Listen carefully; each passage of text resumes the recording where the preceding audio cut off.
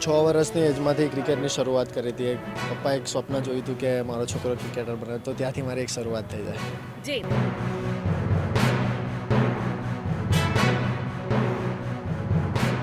મારું પણ એક સ્વપ્ન હતું કે મહેન્દ્રસિંહ ધોની સાથે રમવું, તો એ સ્વપ્ન અત્યારે પૂરું થઈ જાય. આપણે એવું વિચારીએ છીએ કે અલગ હશે, પણ બધા આપણા જેવા એક નોર્મલ હ્યુમન જ હોય છે, અને એટલે બહુ સારું ડ્રેસિંગ રૂમ એન્જોય કરીએ છીએ, અને જ્યારે જરૂર પડે ત્યારે આપણને શીખવતા હોય.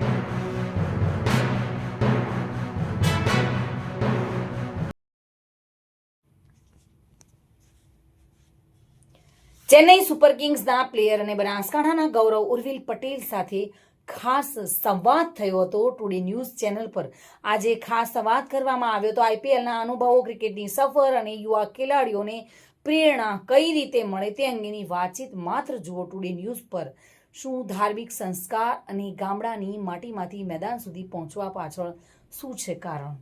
જુઓ અને સાંભળો ઉર્વિલ પટેલની પોતાના શબ્દોમાં તેમની ક્રિકેટની આ સફર.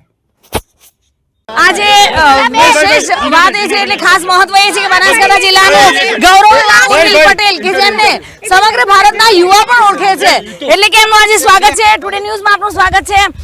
ઉર્વિશભાઈ, કોઈ પણ કાર્ય કરતા પહેલા શરૂઆતી તબક્કો ખૂબ જ મહત્વ ધરાવતો છે. ક્રિકેટની શરૂઆત કઈ રીતે કરી?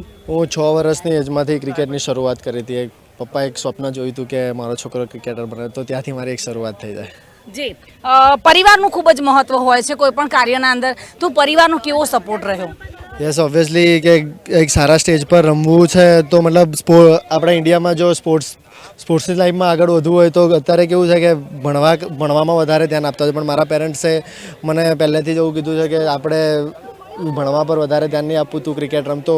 જે બી ફાળો છે ખૂબ અગત્યનો છે જે માતા પિતાએ મને આપ્યો છે.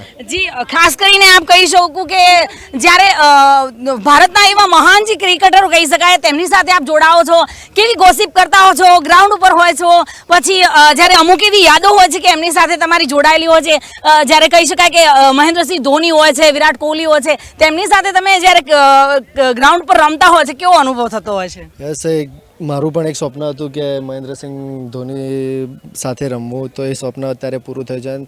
આપણે એવું વિચારીએ છીએ કે અલગ હશે, પણ બધા આપણા જેવા એક નોર્મલ હ્યુમન જ હોય છે, અને એટલે બહુ સારું ડ્રેસિંગ રૂમ એન્જોય કરીએ છીએ, અને જ્યારે જરૂર પડે ત્યારે આપણને શીખવતા હોય છે. જી, આ નવા જે બાળકાઓ હવે ઉભરી રહ્યા છે, નવા ક્રિકેટરો ઉભરી રહ્યા છે, નવા રમતગમતના જે વીરો છે તે દેશમાં ઉભરી રહ્યા છે, નવા યુવાઓ ઉભરી રહ્યા છે, તેમના માટે ખાસ એક સંદેશ શું આપશો? એક જ સંદેશ આપીશ કે જે ધગસથી ક્રિકેટ સ્ટાર્ટ કર્યું હોય છે, તો એના માટે એક સમય માગશે, કેમ કે હું પણ 20 વર્ષની મહેનત પછી મને સફળતા મળી છે. તો આઈ થિંક હું વાલી મિત્રને એટલું જ કહીશ કે સમય આપજો, અને અત્યારે સાહેબશ્રીના આવ્યા પછી પૂરેપૂરી ખાતરી છે કે જે કંઈ સારું પ્રદર્શન કરશે એને 100% પૂરેપૂરો ન્યાય મળશે. જી, એક જ લીટીમાં સીધો અને સરળ સવાલ, ક્રિકેટ એટલે શું તમારા માટે?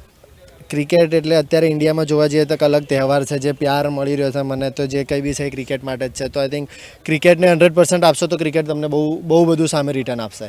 જો કે તેઓએ નાના ભૂલકાઓને પણ શુભેચ્છા પાઠવી છે, અને ખાસ કહી શકાય કે યુવાનોમાં તેમની બહુ જ લોકચાહના વધી રહી છે.